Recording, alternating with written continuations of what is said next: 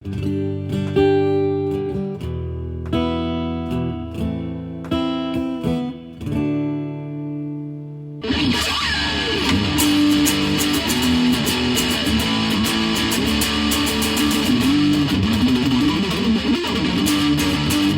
this is That Talking Podcast. I'm JJ Starr. And I'm Downtown Andy. Welcome. We're here to talk.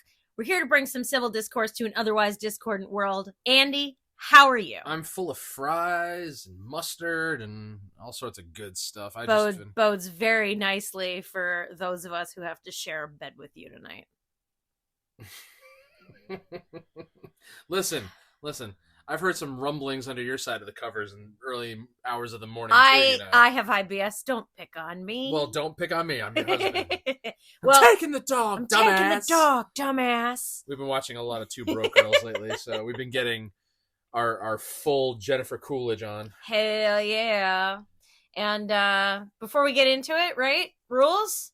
We got rules? It seems like we're getting to the rules earlier and earlier every episode. Yeah? All the giggles out. Yeah, get them out. You good?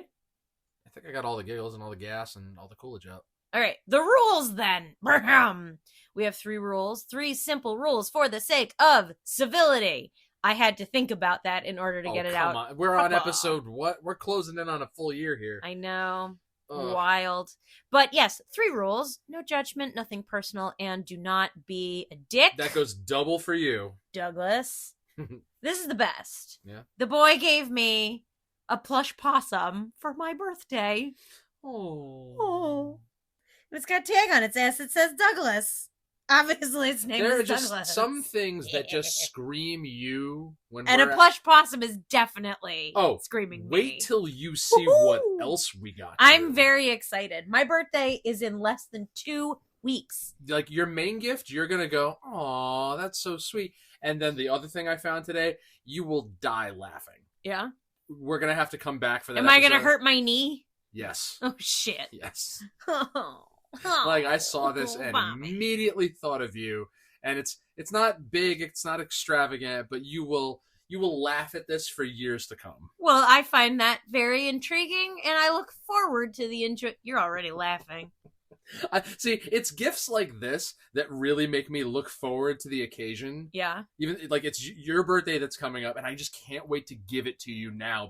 I want to give it to you now because it's so fucking funny. I mean, if you give me my birthday present, no, I don't want. You know, I'm gonna give you yours. I know we've done that before. We've given gifts early, but still, it's like, I'm looking forward to your birthday. Well, I'm looking forward to my birthday too, as I do every year, because it's the one day of the year that's all about me. It's not the one day that's all about me. I try to make a lot of days about you, because you're my wife. I love my birthday. I do. And no one will ever take that away from me. I'm a fucking queen. Haven't I made your birthdays, special in our time together? Given the shit birthdays that I have had over the last decade, yeah, you have. You have gone above and beyond, because even the birthdays that I have had since I'm going to go with like 27, because 27 was when I really let loose and I had like my big birthday party. I can honestly say that like there are shit memories attached to every single one of them all the way through. And but my birthdays with you have been extremely pleasant and favorably memorable. We mentioned in one of the previous episodes that about, I planned the surprise party for your 40th. Yes, you did. And it just hit me now. You're the only person who's ever thrown me a surprise party. We threw each other surprise parties within a week of each other. That's wild. I think it's hilarious, too, because particularly that you invited Justin and Rachel to my surprise party and they couldn't say anything to me. Right. And I invited them to your surprise party a week later and they couldn't say anything to you. How far out did you plan that? I would probably like a month, 6 weeks. Because based on the fact that we had them so close together, it's just like... It's hilarious. How did they keep their mouths shut about both? It's hilarious. Like, it was just like, you're burdened You are burdened with the secret of 2 parties for what burden? They got to go to 2 parties. Yeah, no, it was good. You got to ride that saddle. Honestly, yeah. No, like that was a good one. Because of how few and far between we see them, to see them like twice within a week, that was pretty awesome. That was pretty awesome. We should do that more. I don't even know if they listen. I hope they do. I hope somebody, points this out to them. Yeah. Came out for our anniversary. That was fun. Yeah. Always. I love them. If you're listening, I love you. But yeah, you're the only person who's ever thrown me a surprise party. Ever. Maybe I'll do it again one day. Like, I've always wanted to throw people surprise. I've always wanted to, like, take the credit and be like, I planned this and I managed to keep it a secret and it went off without a hitch and this person had a great time and blah, blah, blah. But it's always fallen through and people don't show up and it never seems sort of... And granted, people I invited to your 40th weren't able to make it, but you were surprised. Like, I was flabbergasted by my 40th birthday party. And the people who did show up to surprise me, like, blew my mind. And that was the best. That was the best. There were happy tears, and that was awesome. And that was a good time. That was a good meal too. Oh, yeah. I love the White Horse. Me too. So anyway, now that we're initiated, yeah, I got something I want to talk about. Talk about it. And you know exactly where it's going. Yeah, talk about it. Remember the rules. Remember the rules. You think I should reiterate them? Yes, remember the rules. Boy. So that's going to be a t-shirt too. Remember the rules. Literally just says remember the rules. I still want like at least a hoodie with the original logo on it. I want to walk around with the original logo? Wait until you see what I'm coming up with. Why can't it be both? Like, I still want to be able to... I want it to say Downtown Andy, like, in the top, like, corner on the front, and then just a big circle in the back with the logo. And oh my God, are we going to have, like, members only? Yeah. Where it's, like, we're going to have, like, our names on it? I've been wanting and that we're going to have our names on the pocket area, and then the logo on the back? That's what I want. Oh, babe. Now I'm into it even harder. That's what I've been wanting since we started. All right. I'm going to get cracking on Listen, this. There's no reason we can't do multiple logos. There's no reason we can't do like a t-shirt or, booty shorts or something or whatever. I'm looking into back scratchers right now.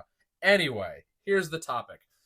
So, late last week, I got the book that goes around my office when you want to put in for time off. Right. So there are multiple passes. Like it goes through the whole office and then it comes back around again and so on and so forth. The first pass is to request full weeks during the months between May and the middle of October. Right. Okay. Which I don't typically take because but I think to myself, okay, this gives us an opportunity to put time in for if the bands want to do long weekends, if they want to, go on tour again. I mean, I love going on tour and I really miss it. Yeah. But, this way we can set it up in advance.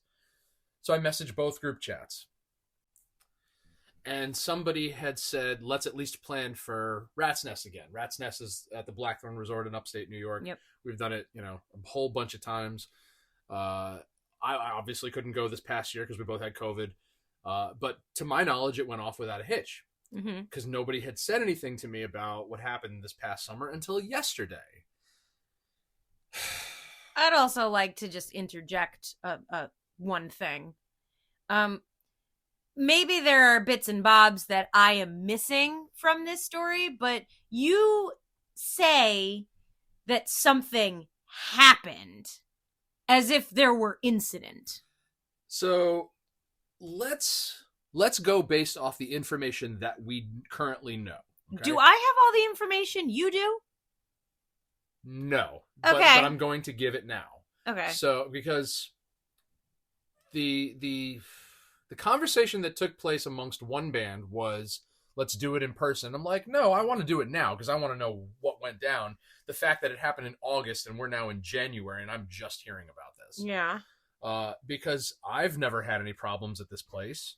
And I've never heard anything, going down, going wrong, anything like that. So the facts that we now currently know, and it came in bits and bobs throughout yesterday. There was a man, I don't know if there was a group of people he was with or if he was by himself, but there was a man there who had a swastika tattoo out in the open, like in full view for everybody to see. Mm-hmm. I was told that he didn't start any trouble, that he didn't confront anyone, that he made, like there was no words to be had, nothing. He's just out enjoying himself at the festival with his swastika tattoo visible. Okay. I found out earlier today it was originally observed by a Jewish member of one of the bands, not the person that we thought observed it. So this person was the first person to spot it. The first person to spot it is in fact of Jewish heritage. Okay. And said nothing. Said pointed it out to everybody? Like pointed it out, but said if that, from what I understand, from what I gather, that guy wants to be an idiot, fine, fucking whatever, but, he better not, like, say or start some shit. Right. Anyway, so this guy is there and didn't start anything. And, again, I don't find out about this until yesterday. Yeah. Okay? So, to make an incredibly long story short, one member of one band and I went back and forth about this in the group chat where most of the band could see and comment if they felt like they wanted to. Right. But, it would appear that we're going to have a discussion about this at the next meeting. The Jewish member of the other band, his initial response to saying, let's book Rat's Nest again was, yes, let's go back. Okay. Because this person couldn't care less that this guy was there and looks at it from a business standpoint, which is we got paid, we were given room and board, we were fed, and we were paid pretty well. Yeah. Like a lot better than most venues pay us for playing shows. Yeah. My argument was this, and this is based on the information I was given. There's no way of knowing whether or not the owners of the venue knew of this guy being there or approved of this guy being there. There's no way of knowing whether or not this guy intends to come back or whether he'll be back. There's no way of knowing what his intentions were, given the fact that apparently nobody confronted him, nobody spoke to him, nobody asked what it was about or why he was letting his tattoo be out in the open. I mean, maybe it was hot. Maybe I was going to say, I'm like, it's the end of August. If I had to guess, it was hot. Maybe it was a mistake. Maybe it's something he's regretted and wants to get rid of. But, these are all hypotheticals that maybe it's a prison tattoo. Need not be explored, yeah. I like the standpoint of, hey, it's a business endeavor. If somebody wants to do something like that, that's their prerogative. I'm not going to go rush to being friends with him, but, them being there is not going to bother me. Right. I'm going to look the other way and go about my business, as I think everybody should. Right. Said person who informed me about this is adamant about, let me choose my words carefully. He's adamant about reconsidering going back. So he's not saying we're not going back, but his position is he doesn't want to play for white supremacists, quote. He doesn't want to play for people who would have white supremacists in their establishment, quote. Now, I can absolutely 100% get behind that. Sure. But as I already stated, no way of knowing any of this for certain. I mean, you're talking about the dead heat of summer where certain things aren't necessarily going to be as hidden at other times of the year. Like, what if you were to play a bar show and you had a bunch of neo-Nazis come in, but they were all covered up and they didn't start anything either. But you don't know because you can't see if they have, the Johnson AB tattoos or anything like that. Like, you do not know. Nope. You also do not know if, the venue owners and the organizers, the event organizers, are not screening these people. They don't screen anyone, to my knowledge. Exactly. Like, they're not screening anybody. They're not like, oh, you have this on, you can't show that and stuff. Like, I've been to places where they're like, you can't wear that t-shirt, it's offensive. And it's just like, are you kidding me? Like, I'm covered in tattoos, and several of my tattoos have nipples. Several of your tattoos have nipples. And I have an upside down cross on my collar. Have you ever been told, like, you need to cover that up, it's inappropriate? No. Neither have I. And I certainly not at a show. And I mean, you and I work in situations that, are, I'm gonna say, relatively concerned with public appearance. Yeah. I'm kind of amazed that the federal government is looking the other way. Like, I've worked so many jobs where I've, it's been implied that I should cover up, or that it's kind of looked down upon or whatever. I have been in situations, and I know people who have been in situations where they're just like, oh, we don't approve of tattoos. It's like, you can't say it's unacceptable. Like, this is right up there with one of the early episodes we did about the Playboy hoodie. Mm-hmm. Now, again, this person's business is their business. I'm not necessarily so mad about the fact that this guy had a tattoo, or believes what he believes, or that even showed up to a festival that we've been to a bunch of times. Yeah. Okay? I'm more upset about the fact that said person who brought this to my attention is making such a blanket statement without doing any sort of research. I mean, that bothers me. And it bothers me that, this conversation that you were having, because you were showing me, clips of it and everything. And excuse me, I keep clearing my throat. You kept showing me clips of this conversation, and what really ground my gears was the fact that you were playing devil's advocate, and you don't like devil's advocate. No, not at all. You do not like devil's advocate. Never have, never will. And you were the one playing devil's advocate, saying, listen, none of us know for sure what was actually going on with this guy. We don't know who he was. We don't know why he had the tattoo. He didn't start anything. He didn't do this. We don't know. So it's not our place to jump to these conclusions.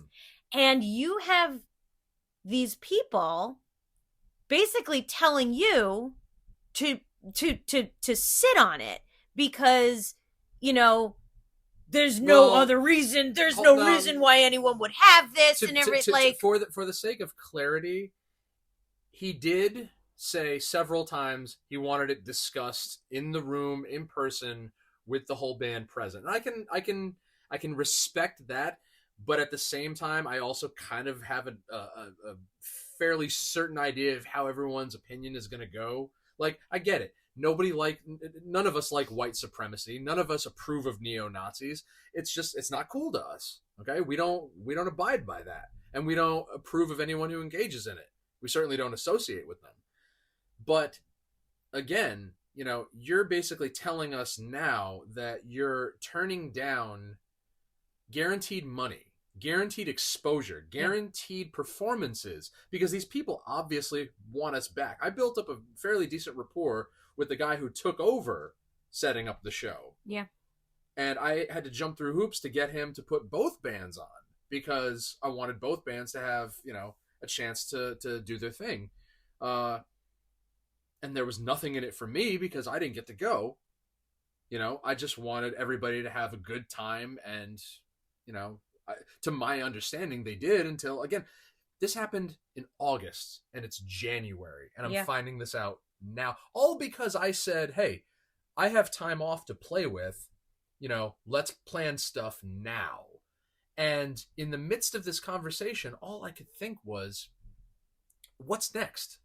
You're going to tell me that we can't play a certain venue, or shouldn't play a certain venue, or shouldn't play with a certain band or whatever. This guy for years, the one who told me that this happened, not the person who discovered the guy with the tattoo, the person who reiterated the information about what happened.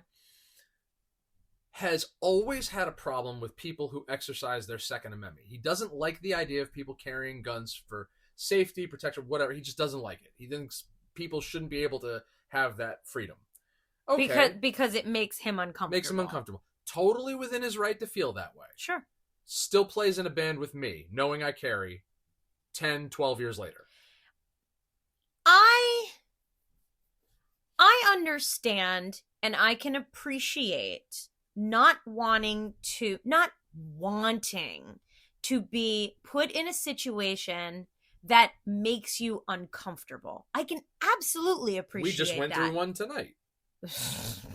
We had to drive the boy home in a snowstorm. Ugh. But I mean, like on a real level. Like okay? I was behind the wheel and my wife's white knuckling at herself.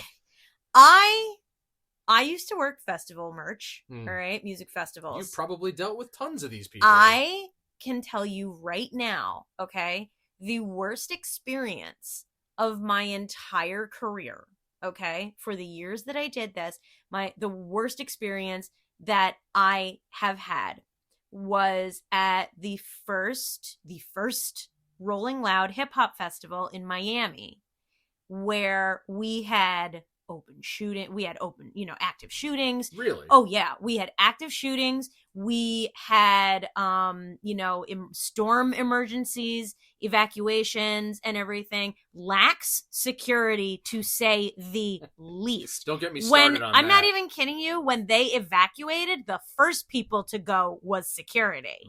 They were the first to leave. Okay? Pussies. And after, I think, the first active shooting, somebody thought it would be funny to set off firecracker in the middle of the crowd. Because that's so hilarious. Because they thought it would just be a real kicker. Cherry on top. People panicked, and when tens of thousands of people panic, it is quite literally a stampede. And for anyone who has never seen The Lion King, stampedes can kill you. When I tell you that thousands of people came barreling down onto the merch area, okay? I'm not even kidding you, my boss grabbed my wrist, threw me behind him, and just went, run! You're gonna have to cut that. I'm not even kidding you. We were holed up in a fucking shipping container with the lights off and the door locked. There were probably a couple dozen of us crammed in there. We had to push people out the door who did not belong to us. People were looting while we were in there. So you pulled the Squid Games in real life. Oh, yeah. No, this was absolutely horrifying. And the organizers, when people were complaining about everything going down and all the craziness and how disorganized and how unsafe it was and everything, the organizer and owner of the festival took to Twitter and said, that's hip hop. If you don't like it, get the fuck out. Wow. Yeah. And the next year I was asked if I wanted to do it again. And I said, you could not pay me enough to put myself through that again. Absolutely not. I will not be going back to Miami anytime soon. Okay? I understand not wanting to be in a situation that makes you uncomfortable or makes you feel unsafe. Absolutely. That totally blows anything that I was about to say out of the water. Like, there's no, standing up to that. Let's take another example, okay? My husband. How do I feel about sexism? You don't like it? No, I don't like it. Period. Where are we going with this? I regularly Take me on a ride I here. regularly work at tattoo conventions. Yeah. Now, when I tell you, and any female who has ever been a part of a tattoo convention can tell you, it is chock-a-block full of just sexism. Okay? You're talking, women being objectified, all of this bullshit, women being put down, even as artists and everything, because it's a boys' game. And it has been for a long time, which is why it's all... You've got pageants going on with them showing off skin. Of course there's going to be people there that But this is just it, is that, have I gotten to a point will I ever get to a point where I will look at that environment and say, you know what? I just don't approve of this and I'm not going to work these anymore. No, I nut up and I say, listen, this is something that I may have to deal with. I'm strong enough to handle it and I'm going to go in and make my money now, and show off my shit because this is what I am here to do. Because I'm sorry. The idea of making a business decision based on a presumption that makes you uncomfortable is asinine to me. Period. Your move. I lost it all. Fuck it. No. I wanted to pull it back to a more like common. Pull it back. A more common instance of this going. I mean, like, because you and I are mature, level-headed people, you know, we have to at least look at it from the other person's perspective. It's like, sure. Okay, this situation makes people uncomfortable. Okay, they shouldn't have to be thrust into that. And just because it's something that we would willingly, you know, send ourselves back into doesn't mean that they should have to be. But like, I play for people I don't like all the time. Yeah. There is at least 1 to 3 or more of my ex-girlfriends at almost every show that we play. And you know me. You know that I don't want to be within 10 feet of them. I don't want to see them. I don't want to look at them. I don't want to hear their voice. I don't want to smell them. Why are you smelling them? I'm not. Good God. We're exes for a reason, but they still come and they still frequent the venues that we play and they still come to see our bands. Okay? Yeah. Whatever. I suck it up and man up because, as I said in the chat, my need to play music, my need to perform, my need of doing what I enjoy doing supersedes all of that. It supersedes my discomfort. It supersedes their desire to be there, whether it's to see the show or to piss me off, whatever it is. I don't fucking care. But my desire to do what I love comes first. Okay? Yeah. And no one is going to stop me from that. Not an ex-girlfriend, not a person that I'm not comfortable with, not a venue owner that I've gotten into fights with over air conditioning. Fuck you. And certainly not a guy at a festival wearing a swastika. Like, nothing's going to stop you now. We've been watching a lot of Perfect Strangers, too. It's just so incredibly stupid to me. Now, I, of course, had to go asking all of my Jewish friends, and I have a lot of them, what do you think? And I explained the scenario to them, and I'm not thrilled with my answers. Like, what were you expecting? Different results? I was expecting a mature, common sense, rational discussion. Okay. You know, like, here are the facts. And all I got in return was, well, this is your choice to make. Like, I don't know what you want. It's like, I'm not asking your advice. I'm just explaining to you what happened both at the festival and in these conversations. You know, do you think it's a dumb idea for us to, you know, pass this up? Just because of one person, one time, who, again, is not even guaranteed to come back. I don't understand. Now, I'm not trying to split hairs over semantics, but this whole thing of something happened. Nothing happened. Exactly. Nothing fucking happened. At least literally based on the information. Okay, I'm sorry. Have. No, we're talking months later. Yeah. If there were incident, at the very least, I think it would be the first thing these people would have shoved in your face for saying, well, maybe we should give it a second thought.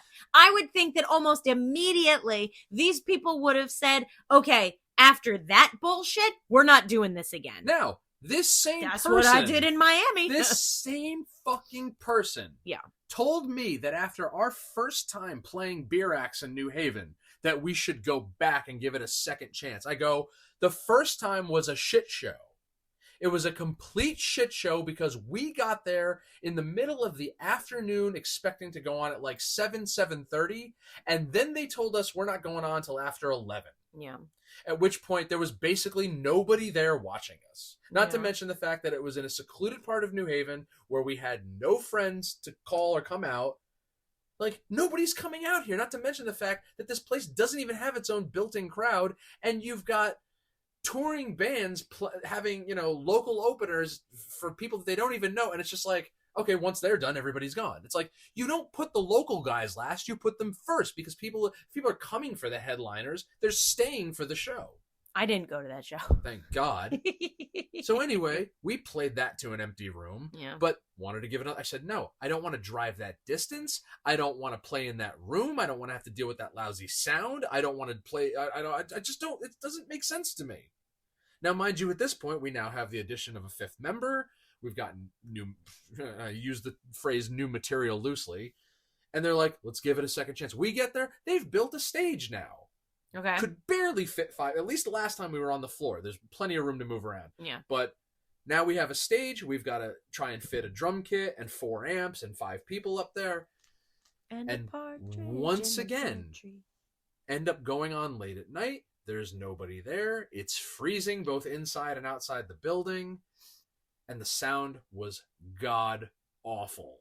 It was absolute garbage. Nobody could hear a thing, and all the usual suspects made the same mistakes. I am a firm believer in anything worth trying is worth trying twice. And I get it. I get it that there are deal breakers. There are, these sort of caveats to, as much as I want to do this, I don't want to do it under these conditions. I understand that, but I think that the unilateral perspective of no is no is no is no is not weighed properly against the idea of progress in the name of, for your art and for your business. I think that it is a foolish decision to make to make these decisions based strictly on an emotional response to something. I truly believe that is irrational. Again, you told me all of this, and I'm home alone, putting together a jigsaw puzzle and having this conversation with myself out loud to myself, and basically saying, I guess fuck your business, have fun with your hobby, because those words literally came out of my mouth. And that's just it. Whenever a show opportunity comes up that most or all of us can't do, this person goes out and does it on their own. So it's just like, okay, we're going back to Rat's Nest with or without you. At least one band is. Whether or not the other one does, or at least I'm certainly hope that the majority of, this one that he's a part of is just like, yeah, fuck it. We don't know if this guy, even if this guy's there, who the fuck cares? If he's not doing You might not be able to pick him out of a lineup if he's got long sleeves on. The argument, I couldn't believe I actually put this together in my head, but the argument I made was, do you have any idea how many white supremacists I probably deliver mail to daily? Probably. Or racists or neo-Nazis or, people that I don't like or don't approve of or whatever it is. Like, you have no way of knowing this. Yeah. I mean, that's just it. It's absurd to me. And somebody... I understand disagreeing. I understand disapproving. I understand firmly being against something, even if it is someone's core beliefs. I understand that. What I don't understand is basing a business decision around an emotional response to a presumption. Now, I explained that male comparison to one of my friends that I had this discussion with. Yeah. And that person, and you know who this is, had the audacity to tell me, I don't have the time to explain everything that's wrong with that comparison. Wow. I wonder. About their, mental stability? No. I wonder what it would be like to find out that, let's say hypothetically, you're a teacher, right? And you find out that the parents of one of your students are racist. Do you not teach that kid anymore? Do you? Do you treat that kid different? This person is a teacher. Well, I'm speaking hypothetically. Wink, wink. Look, anybody who's going to listen to this who knows us can deduce who it is at this point. I just, like, that's just it. My question will always be, where does the line get drawn? Where does the line get drawn?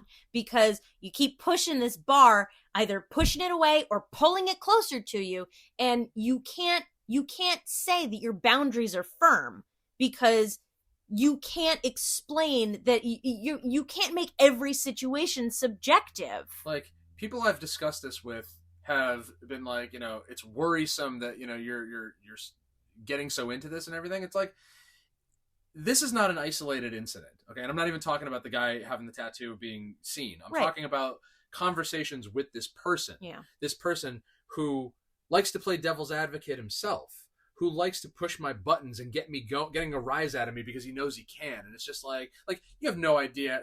Actually, you probably do have an idea how many Second Amendment arguments that we've had over the years, or how many political discussions on rides to practice and shit. And it's just like, do you have nothing else to talk about? Like,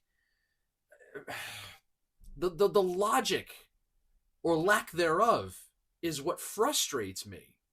And it's like, as you said, this is a business decision. And my decision is, I'm not going to let some asshole who makes a stupid choice with their own, life or money or whatever affect mine. Exactly.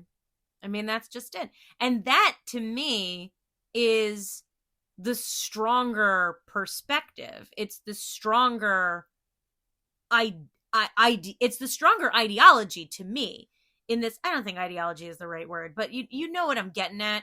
Like, it's a stronger person who makes the decision based on the good of progress. Like, that's just it. Is I understand the idea of intolerance, having zero tolerance for someone who would dare demonstrate or illustrate racism, bigotry, sexism, etc., etc. I understand zero tolerance, and you can have zero tolerance. But to say that I see a swastika, ergo, I do not play here anymore. Also, doesn't need a history lesson. You cannot say, well, I have, because then you have to say, I have to see a swastika to know that person is a racist. And a swastika does not always historically mean Nazi. Not historically. True. Now, granted, has it adopted a poor connotation? Absolutely.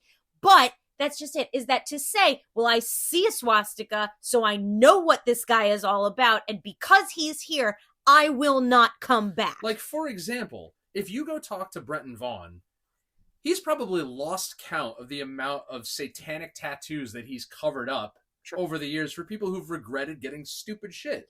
Like, I think he even does that for free. There are a lot of people who do stuff like that, who will cover up, like, prison tattoos and stuff like that and everything. Absolutely. But here's the kicker for me. The fact that between both bands, okay, there's the 5 of us in one, and then we've got the other 3. So we've got 8 total. Okay? Yeah. Out of the 8 of us, there's only one person of Jewish heritage, and the one who's complaining about all this is certainly not. The one who's complaining, uncomfortable with the situation, but he's the one who's played this venue dozens of times over at least the last 10 years or more. And he doesn't know that he's ever played a show somewhere else where that particular guy hasn't been. Thank you. Or similar people. He does not know that. The Jew who came for the first time last summer is the one who wants to go back. Because he's smart enough to know that there's no way of knowing, and he doesn't give a shit even if there is. I mean, if someone starts something, that's different. That's different, but you're talking that this went off without incident. That's like the argument that he and I always have about self-defense. It's just like, do you honestly think that just because I carry, I go looking for trouble? Like, I put myself in situations just looking to shoot somebody? No. If I see a fight about to start, you know what I do? I get away from it. Because the last thing I ever have to want to do is interject. First of all, even if a fight did break out that I had nothing to do with, I wouldn't interject myself. That's not my place. I could be anywhere on this planet and see a man with a swastika tattoo and feel instantaneously uncomfortable. Like, I could feel absolutely 100% uncomfortable. Would it stop me from ever going back to that place? No, I don't think so. There was a George Floyd protest going on the green, I think Sunday after he died. Yeah. And I had to work. I had to go out and do packages that Sunday. And we knew that the protest was happening. Yeah. And it made me wildly uncomfortable based on what I'd been seeing on television, on the news all throughout that week. I'm like, I don't want them coming in near our office. I don't want them coming down our street. Like, you see the damages, you see the riots, you see the fires and all this shit. And it makes you wonder, it's like, is that going to make its way to my neighborhood? But guess what? I still went to work. I still did my job, and I still got the fuck out of there as soon as I possibly could. Like, that's because just it. You can't live like that. You can't bubble yourself.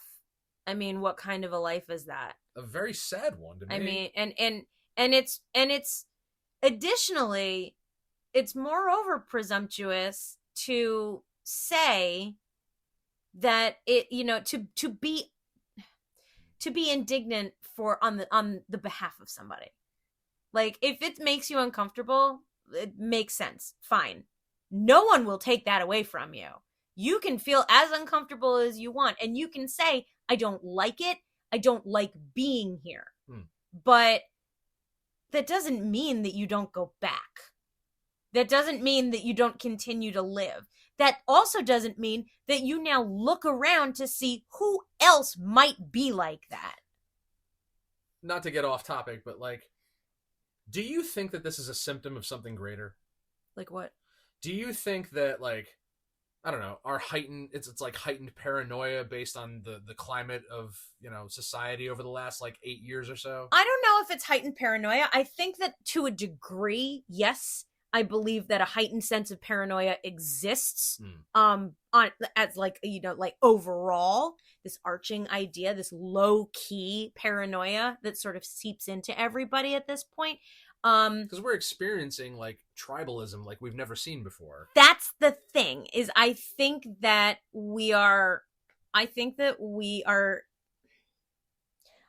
paranoia that exists is the idea of it's sort of breeding hypersensitivity. And I think that is what is going to inevitably destroy, if it hasn't already, a lot of people's sense of true freedom. Like, I want to forget about this. I want to forget that it ever happened. I want to go about my business. I'd like you to forget about it too. And I want to go play Rat's Nest come August. Yeah. And I want to go play every other, you know, show that we possibly can, because I enjoy playing music. That's what I do. I don't want to have to worry about who's going to be. Like, again, I full well know that people I don't like are going to be in rooms at venues that we play, and I still do it anyway. I have worked many a hip-hop show. I'm so sorry. And money's money. Yeah. And I cannot tell you how many times I've wondered how many guns are in the room. Because I don't know. I couldn't tell you. And it made me uncomfortable. It made me uncomfortable to the point of becoming hyper aware of my surroundings. But it didn't stop me from going to work. Makes me uncomfortable when I travel to a state where my license isn't valid. Mm-hmm. And, you know, I can't be carrying in an unfamiliar place. Exactly. You know, but it doesn't stop you. Because, well, it does, because, you know, it's illegal. No, it doesn't stop you from going there. No, but, you know, that's just it. Is that, you know, like, I think that if we continue down, you know, these roads towards, you know, being so sensitive and paranoid to every discomfort that could possibly exist around us, we're all going to end up shut-ins. Well, as a good friend of both of ours famously said on many occasions, where we're going, we don't need roads. It didn't seem relevant at all, but I like where you're coming from. I had to bring it home somehow. I would say that, we have stuff to plug, but apparently we may not be going to Rat's Nest this year. We don't have anything to plug. It's January. My birthday's in 2 weeks, and then your birthday is a week after that. So that's really what we're focusing on right now. And taking the dog, dumbass. And that's that. I think the moral of this story is remember the rules. Yeah. And did we follow? You think we followed the rules? We followed the rules. Yeah. We followed the rules. But see, here's the thing. For the rest of you out there, remember the rules. But they're not on our podcast. See, it doesn't matter. No? The rules are for everyone. To transcend. I believe that these 3 rules specifically transcend all bounds. That would be nice. It'd be nice if they did. Life goals. Life goals. And that's a wrap. This was a good talk. It's not the end of conversations like this for sure. Because I know that this sticks in both of our craws, and I'm sure that it will be for a while, and we will continue on the B-roll. But I feel a strange calm coming over me right now, because I think to myself, because you let it out. The same feel. No, because it's still gonna bother me when we have to discuss it again. But it's just I want to treat it the same way I want to treat my job. And it's just okay, well, if the job ends tomorrow, or if the bands end tomorrow, I'll be fine, because it's not going to stop me from playing music. I know. I'll always play music. I'll always find a way to play music. I think that, I think that the key is consciously not raising your voice. Music is supposed to bring people together, right? It's supposed to evoke emotions and feelings and make you, music can do a whole variety of things, if you let it. Yeah. And, it may be naive or foolish of me to say, but it's just I would love nothing more than to go up to that guy and just, and find common ground. And then through, conversations, maybe find out why he's got it, maybe find out if he regrets it or not, maybe see what he's all about. You don't have to, but I'm the kind of person who would love to open myself up to learning versus stereotyping. And I would probably not in this particular situation. Listen, I probably would not. And no one's saying you have to. And it's probably an incredible waste of my time, because maybe he's very set. But again, that's a very judgmental stance to take, is to presume that he's set in his ways and that he's a white supremacist and neo-Nazi. I always used to think that I was never going to be able to change, that I was set in, because I know tons of people in my family that are set in their ways. You're never going to change their mind about anything. Your father-in-law certainly is. Yeah. And it's just through conversations with you and with friends and with people that have been a part of my life over the last, let's say, 3, 4, 5 years, my perspectives have changed. I've learned to think of things differently and to explore options and possibilities. And, I would think you'd have to be open to that first. And if you don't at least lead somebody in that direction, the saying is what? You miss 100% of the shots you don't take. So if nothing good comes of that conversation with that guy, fine. No harm, no foul. I don't have to continue, and I can let that go. But if you just automatically make a presumption and write him off, what good does that do? But there are gray areas also. Just because I would opt not to necessarily have a conversation with a person like that, who I say like that, I mean a person who I would notice something like that about and everything. Who's to say he doesn't regret it? Is not my being presumptuous that he is any of the above. It's just, I find that uncomfortable. I'm not going to put myself through that for the sake of knowing more necessarily. I'm not saying I would, go out of my way to go up to him and strike up a conversation. But let's say we're both standing at the bar waiting for a drink, and he says something about one of my tattoos or something like that, and a conversation starts. That's very much my mother in me, because my mother, she didn't judge anybody. She didn't, presume anything about anybody, and she would talk to anybody. And, she would try and bring out the good in everyone. Now, you've said when we've had conversations like this, oh, that's so, noble, that's so sweet, that's so this. I'd much rather take my mother's perspective any day of the week. Like, again, we don't know if this guy believes what we presume, and we don't know if he regrets it or not. Nobody made the effort.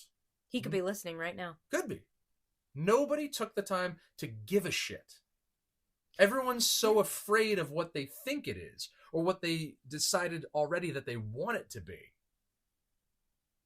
Like, obviously... Not nodding at the camera. You can't hear me, but I'm nodding at the camera. Like, obviously, I'd rather he not be a white supremacist and maybe a fan of our music. But if I can't... It can be both. Yeah, because the one thing I will agree on with said person is, yes, I don't want white supremacists being fans of our music either. Yeah, well, Lauryn Hill didn't want white people buying her records, but look how far that got her. I don't know. I'm just saying. You can wish Look, in one hand and crap in the other. I understand it's a lofty idea, but at least for now, people of that ilk are not going to inhibit me from living my life. And I think that that's the important thing. I think that's the important thing. Nobody has to change their perspectives on anything. Either side. Nobody has to change their perspectives on anything. It's live and let live. Mm-hmm. And the whole point is to live. To live. Now, to die. We could go on forever about this. We could. I think we're gonna cap this one. Yeah. We're gonna cap this one. This has been an especially long episode of That Talking Podcast. Thanks for sticking it out with us. And if you have the foresight, please go to our website, thattalkingpodcast.buzzsprout.com, because you can send us a text message and you can tell us what you think. And watch, this ends up being the episode where we get bombarded. All the fan mail and then the hate Either that mail. or they're just like, you fucking white supremacists. We don't want nothing to do with you.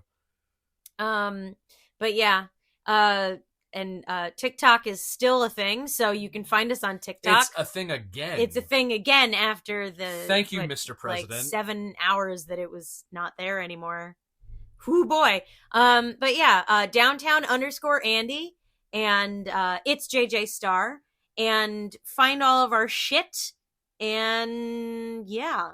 Maybe next he'll tackle the homeless or the insurance or the whatever. Well, we'll see. We're hoping for good things. We'll see what happens. Optimistic. You gotta be hopeful. You know, if you don't laugh, you cry. And that's that. So yeah.